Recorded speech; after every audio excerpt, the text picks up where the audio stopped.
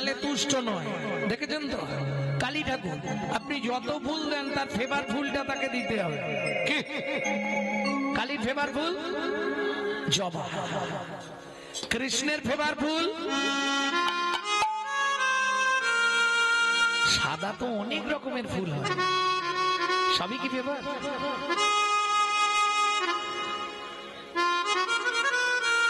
শ্বেত করবী দুর্গার প্রিয় ফুল।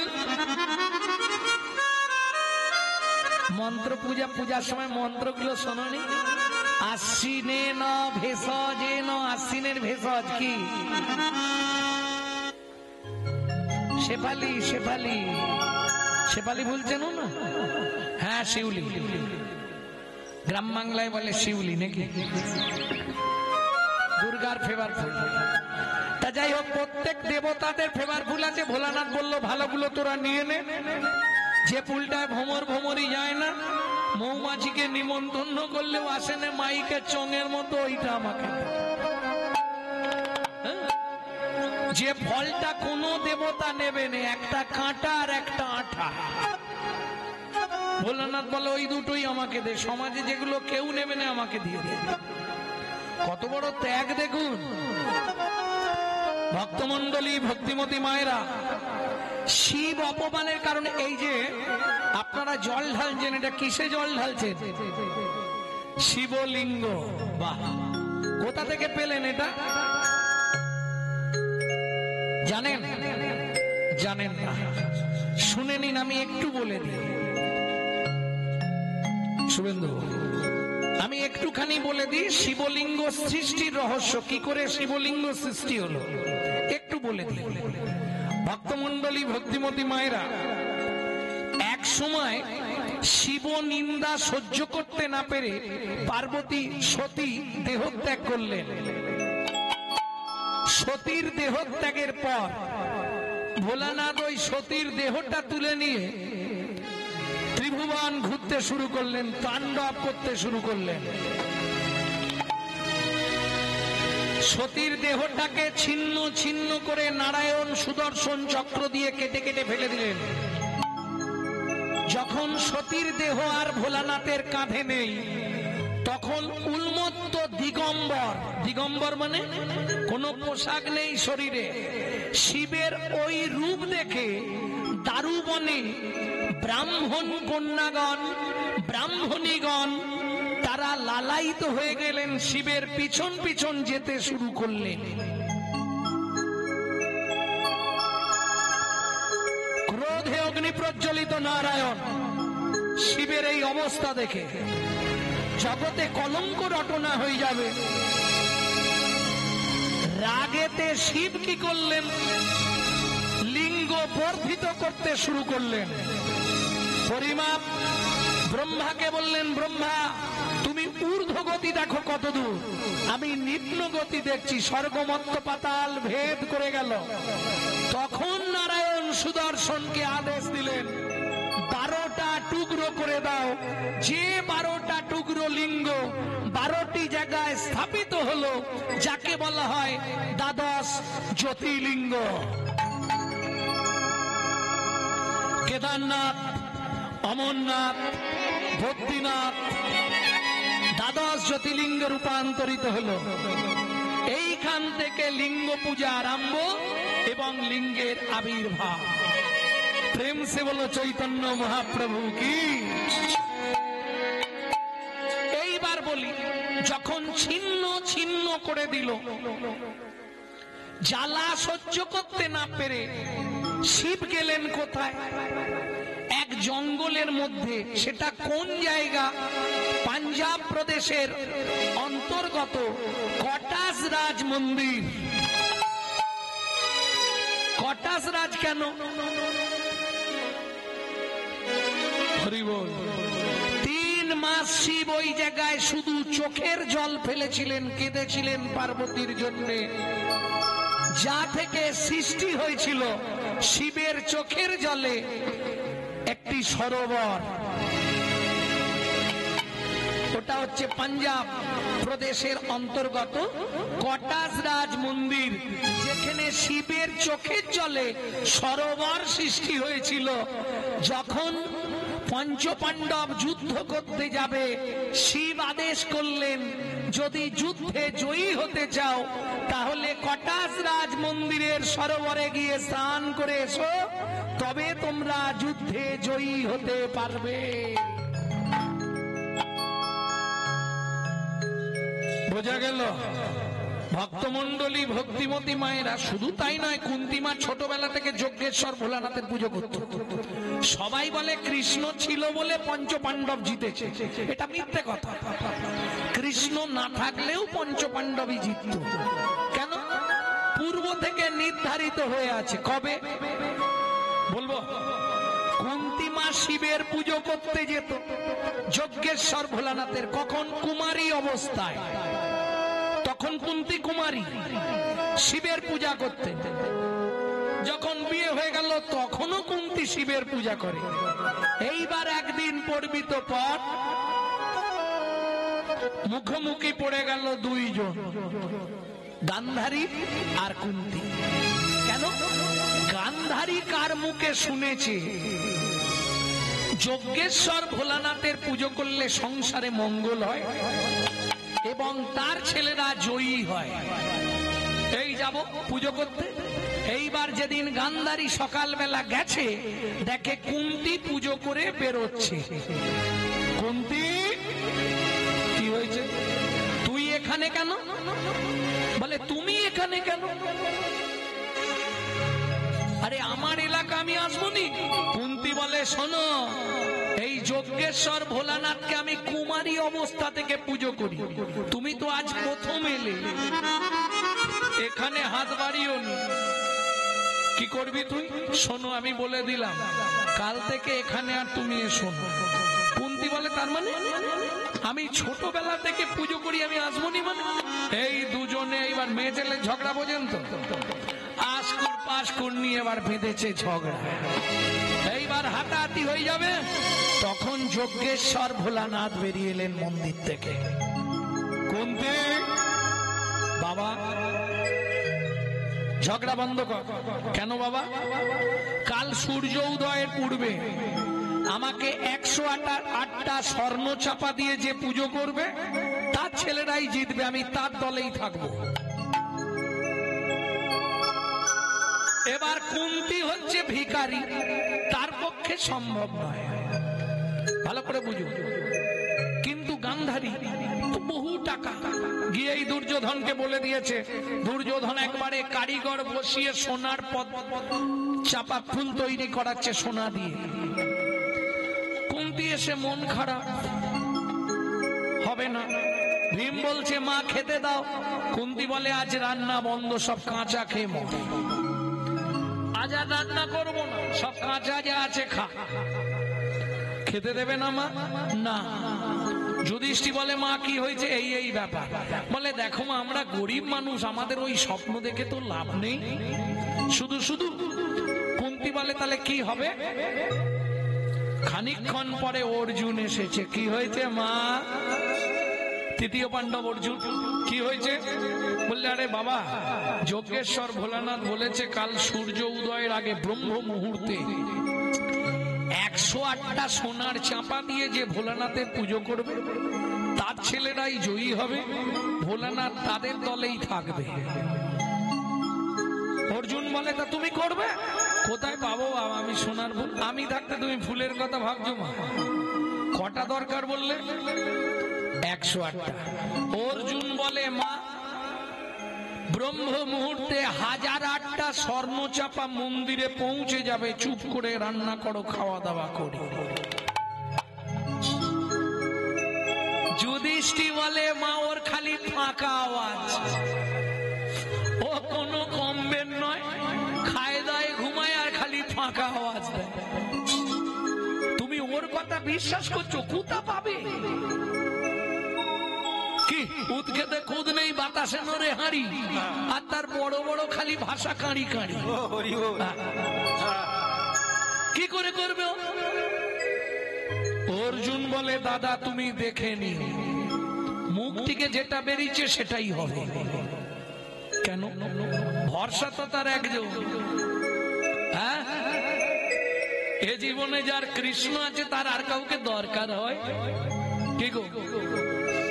হরি আমার পরশমণি, হরি আমার প্রেমের খনি, হরি আমার পরশমণি, হরি আমার প্রেমের খনি, হরি আমার পরশমণি, হরি আমার প্রেমের খনি, হরি আমার পরশমণি, হরি আমার প্রেমের খনি। হরি নাম জপে যে জন সেই তো গুণের গুণমণি, হরি নামে জপে যে জন সেই তো গুণের গুণমণি। হরি আমার পরশমণি, হরি আমার প্রেমের খনি, হরি আমার পরশমণি, হরি আমার প্রেমের খনি। এবার যে ছেলে আয় করবে তাকে বেশি খাওয়া, একটু যত্ন করবে, অর্জুনকে খাতির করে খাইয়েছে। আর ভাইদের রাগ হচ্ছে, হ্যাঁ দেখেছ মা আজকে এখন অর্জুনের দল, খেয়ে দিয়ে ঘুমিয়েছে অর্জুন। আবার রাত্রে খাওয়া দাওয়া হয়েছে, সবাই ঘুমিয়ে পড়েছে। রাত্রি 10টা বাজে, কুন্তি ডাকছে অর্জুন কি ফুল কখন আনবি? ভোরবেলা পুজো করবে, এখন থেকে ফুল আনলে বাসি হয়ে যাবে। ভীম বলে পুজো নিয়েছে তোমার, সব বাসি হয়ে যাবে। তুমিও যেমন তোমার অর্জুনও তেমন, কোথা পাবে ও? রাত্রি 12টা বাজে কুন্তি ডাকছে অর্জুন কিরে কখন আনবি? মুশকিল, ঘুমটা নষ্ট করে দিচ্ছ বারবার মা। তুমি তো ভোরবেলা পুজো করবে, পেয়ে গেলেই হলো তো। এইবার যেখানে অর্জুন শুয়েছিল সেখানে বালিশগুলোকে চাদর দিয়ে ঢাকা দিয়ে অর্জুন উঠে 12টার পর চলে গেছে। রাত্রি 3টে বাজে কুন্তি এবার ডাকছে, এবার তো যেতেই হবে, 4টে বেজে গেলে মন্দিরে যাবে। অর্জুন অর্জুন বলতে, আরে ওঠ না। নড়ে উড়ে চড়ে উড়ে কুন্তি বলে ভাগ্য আমার খারাপ, খালি হাতেই মন্দিরে যাই দেখে গিয়ে। ভীম বলে মা অর্জুন কিন্তু বেরিয়ে গেছে। বেরিয়েছে? হ্যাঁ বেরিয়ে গেছে, তবে ফুল কতখানি দিতে পারবে এটা জানি। ওটা পাবে মা, তুমি বুঝছো না? সোনার চাপা ফুল মানে কি 4টিখানি কথা। এইবার অর্জুন বেরিয়েছে বিষণ্ণ মনে, দীনবন্ধু দীনবন্ধু বলে ডাক দিয়েছে। ভগবান কৃষ্ণ এসে দাঁড়িয়েছে। কি হয়েছে অর্জুন? অর্জুন বলে সখা মায়ের এই আশা, কৃষ্ণ বলে এই বাণ দিলাম তোমার হাতে। ধনুকে বাণ যোজনা করে রাবণের ভাই কুবেরের যেখানে মালপত্র আছে শুধু মেরে দিও। এই বাণের ক্ষমতা যা চাইবে তাই এনে তোমার সামনে হাজির করে দেবে। বেশ, কুবেরের ধন লুণ্ঠন করে নিয়ে চলে এলো বাণ গিয়ে। একটা দুটো নয়, 1008টা সোনার চাপা এনে কোথায় ফেলেছে দেখুন, যজ্ঞেশ্বর মহাদেবের যে বেদি, বেদির উপর ঢাকা দিয়ে দিয়েছে। গিয়ে দেখছে মন্দিরের মুখ থেকে একবারে ভর্তি ফুল। কি ব্যাপার বাবা? আর ভোলানাথ তো চাপা পড়ে গেছে, খালি হাতটা বের করে ডাকছে কুন্তি বাঁচারে, কুন্তি বাঁচারে। কি হলো? কোথা দিয়ে আওয়াজ হয়? দেখে ভোলানাথ হাত নাড়াচ্ছে। কুন্তি এ কি অবস্থা রে? হায় হায় হায় হায় হায়, যে আমি মরেই যাবো, এটা চাপা দিয়েছে। কুন্তি ফুলগুলো সরিয়ে বাবা বেরিয়েছে। কি ব্যাপার? তোর ছেলে নই বাবা, ধন্য ছেলে তো। আমি তো 108টা চেয়েছিলাম, এ তো লাখখানেক চাপা দিয়ে দিয়েছে। কি করে হলো? তো সে ছেলে কোথায় তা তো আমি জানি না বাবা। অর্জুন বসে আছে একবারে বাবার বেদির পিছনে চুপ করে, বসে বসে কি করছে জানো? কাঁদছে আর গাইছে, যার কৃষ্ণ আছে তার ভয় কি আছে, যার কৃষ্ণ আছে তার ভয় কি আছে। ওগো মা গো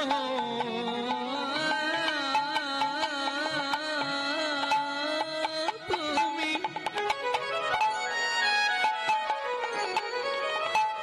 ভেবো না মা, যার কৃষ্ণ আছে তার ভয় কি আছে। ওগো মা গো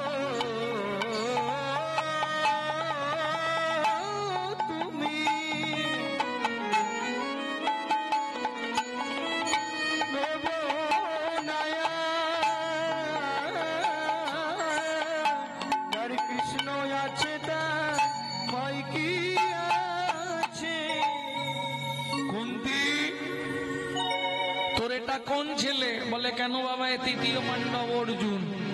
ভুলে যা। ভুলে যাবো মানে ছেলের নামটাই ভুলে যা। এ যে ছেলে জন্ম দিয়েছিস তুই, এর নাম অর্জুন রাখলে হবে না। তবে একটা বান মেরে কুবেরের ভান্ডার লুট করে এনে চাপা দিয়ে দিল। একই যে সে ছেলে, আজ থেকে আমি যজ্ঞেশ্বর ভোলানাথ কথা দিলাম, তোর এ ছেলের নাম রইল ধনঞ্জয়। একটা পয়েন্ট করো শুভেন্দু, অর্জুনের নাম ধনঞ্জয় হলো কি করে? ভক্তমন্ডলী, ভক্তিমতী মায়েরা, তাহলে বুঝে নেওয়া গেল। চিন্তা করিস নে, নিশ্চিন্তে বাড়ি যা, তোর ছেলেরাই জিতবে। কথা যা দিয়েছি উল্টাবে না। মৃত্যুর দেবতা তো কৃষ্ণ নয়, মৃত্যুর দেবতা কে? শিব, তাই না? মন্ত্রে আছে না, ওম স্ত্রম্বকং যজামহে সুগন্ধি পুষ্টিবর্ধনম উর্বারুকমিব বন্ধনান মৃত্যুর্মক্ষো অমৃতৎ। মৃত্যুর্মুক্ষু অমৃত। মৃত্যুবৎ ফাঁড়া থেকে যদি রক্ষা পেতে হয়, একমাত্র এই মন্ত্রটাই জপ করতে হবে আপনাকে, ডেইলি 108 বার করে। মৃত্যুবৎ ফাঁড়া কেটে যাবে, যত বড় ফাঁড়া থাক। তাহলে মৃত্যুর দেবতা শিব। কৃষ্ণ ছিল বলে সবাই মরে গেল, পাণ্ডবরা জিতলো, এটা বলা ভুল। মৃত্যুর দেবতা তো শিব। শিব মৃত্যু দিয়েছে, তবে তারা মরেছে। প্রেম সে বলল চৈতন্য মহাপ্রভু কি।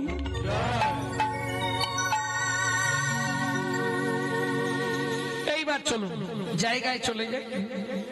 তাহলে ভগবান যিনি, তিনি কিনা ফল ভিক্ষা চাইছে, এটা কি করে হয়? কি সেই প্রতিশ্রুতি?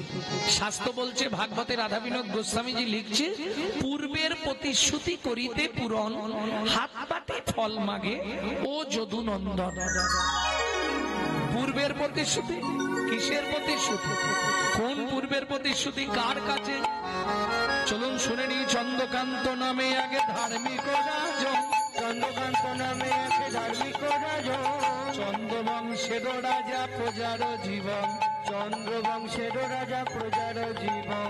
হেমকান্তা স্ত্রী তার অতি গুণবতী, হেমকান্তা স্ত্রী তার অতি গুণবতী, ত্রিভুবনে তাহার মতো নাই কোন সতী। ত্রিভুবনে আর কোনো তার মতো সতী। ভগবান তো সবাইকে সব দেয়নি, সব দিলে তো ভগবান হয়ে যাবে। রাজার সব আছে, চন্দ্রকান্ত রাজা ঐশ্বর্য দিয়েছে, প্রাচুর্য দিয়েছে, দিকপাল, সবাই ভয় করে রাজাকে, সবাই ভালোবাসে, যশ প্রতিষ্ঠা সবই আছে, কিন্তু একটা সন্তান ভগবান দিল না, এইটাই দুঃখ। এত সম্পত্তি কে ভোগ করবে? স্ত্রীকে ডেকে বলছে, শুনছো কি? আমি মনে মনে ঠিক করেছি, আগামী মাঘী পূর্ণিমা তিথিতে ওই নর্মদা নদীর তীরে আমি দানব্রত যজ্ঞ করব। কি করবে? দানব্রত যজ্ঞ। তার মানে আমার এত সম্পত্তি কে নেবে, কে খাবে, কে ভোগ করবে? তার থেকে প্রজাদেরকে যদি দান করে দিই, ওরা আমাদের ছেলের মতো আমাদেরকে দেখবে, আমরা মরে গেলে খাদ্য শান্তিটাও করবে। এটা তুমি খারাপ বলো, তাই করো। মন্ত্রে ঢাডরা দিয়ে দাও। আগামী মাঘী পূর্ণিমা তিথিতে রাজা চন্দ্রকান্ত করবে দানব্রত যজ্ঞ। এই যজ্ঞে যে যা চাইবে তাকে তাই দেওয়া হবে। ঢাডরা পড়ে গেল। এইবার চলুন, মাঘী পূর্ণিমার দিন রাজা নর্মদা নদীর তীরে এলেন স্ত্রীকে সঙ্গে নিয়ে। সাজানো হলো থারি থারি ঘর, যে যা চাইবে। মন্ত্রে সোনা এনেছো, সব এনেছো, মোহর, গাভী, অন্ন, বস্ত্র, জমির খরচা সব এনেছো। বেশ, যে যা চাইছে রাজা তাকে তাই দিচ্ছে, কাউকে বিমুখ করছে না। কেউ বলছে, মহারাজ আপনার মাথার ওই সোনার মুকুটটা আমাদের দিন, তাই রাজা দিয়ে দিচ্ছে। কেউ বলছে, আপনি যে সিংহাসনটায় বসে আছেন সোনার, ওই স্বর্ণ সিংহাসনটা আমরা চাই। যে যা চাইছে, মহারাজ আপনার হাতের ওই আংটিটা খুলে দিন, ঠিক আছে? এত দান। ভগবান মনে মনে ভাবলেন, রাজা তুমি দান করছো বটে রাজা, কিন্তু একবার যে পরীক্ষা দিতে হবে, আমার খাতায় পাশ করতে হবে, তবে তো তুমি দাতা, তাই না? জগতে তুমি পাশ করে গেছো, কিন্তু আমার খাতায় না পাশ করলে তো তোমার রেজাল্ট আউট হবে। চলুন, তুমি কি নেবে? মন্ত্রী, একে 1 বস্তা মোহর দিয়ে দাও, পোশাক কিনবে। তোমার কি চাই? রাজামশাই, আপনি যে পালঙ্কে ঘুমান, ওই পালঙ্কটা দিন। বেশ, আমার পালঙ্কটা চেয়েছে। মন্ত্রী, আমার পালঙ্কটা ওকে দিয়ে দাও, হাতির দাঁতের পালঙ্ক দিয়ে দাও। তুমি কি নেবে? হিরে মুক্তা দিন।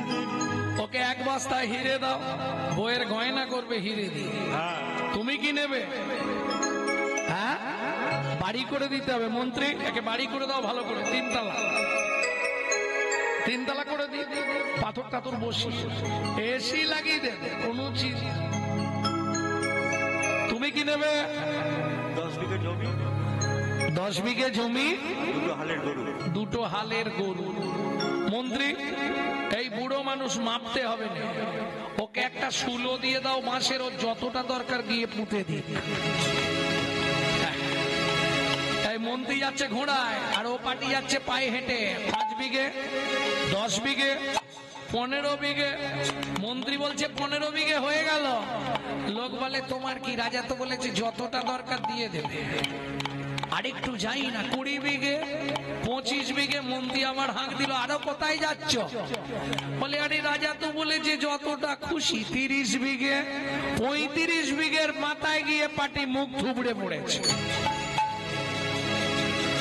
মন্ত্রী ঘোড়া থেকে নেমে ডাকছে, ও ভাই ওটো, শুলো পোঁতো। আর কোথায় পুঁতবে, সেই পুঁতে গেছে। লোভে পাপ, আর পাপে মৃত্যু। মন্ত্রী ফিরে এলো। জমিদার রাজা চন্দ্রকান্ত জিজ্ঞেস করলেন, মন্ত্রী, ওই যে বৃদ্ধ বয়স্ক লোক জমি নিয়েছে? বলে, কি বলবো জমিদার বাবু, ইচ্ছা ছিল 35 বিঘে, কিন্তু ভগবানের ইচ্ছা পেল মাত্র 3.5 হাত। পরের জায়গা, পরের জমি, ঘর বানাইয়া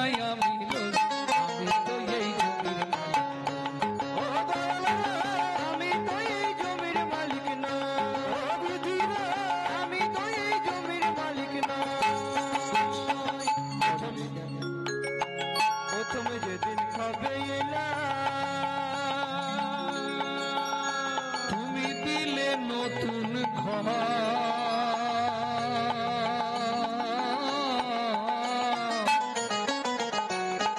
ঘরের কথা ভাবতে ভাবতে, ঘরের কথা ভাবতে ভাবতে, ঘরের কথা ভাবতে ভাবতে, ঘরের কথা ভাবতে ভাবতে তোমায় করলাম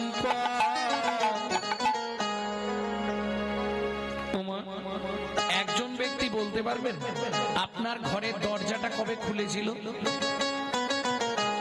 বলতে পারবেন না? সে কি? আরে তোমার চোখ কবে খুলেছিল বলতে পারবে না? চেষ্টা করলেই পারবে।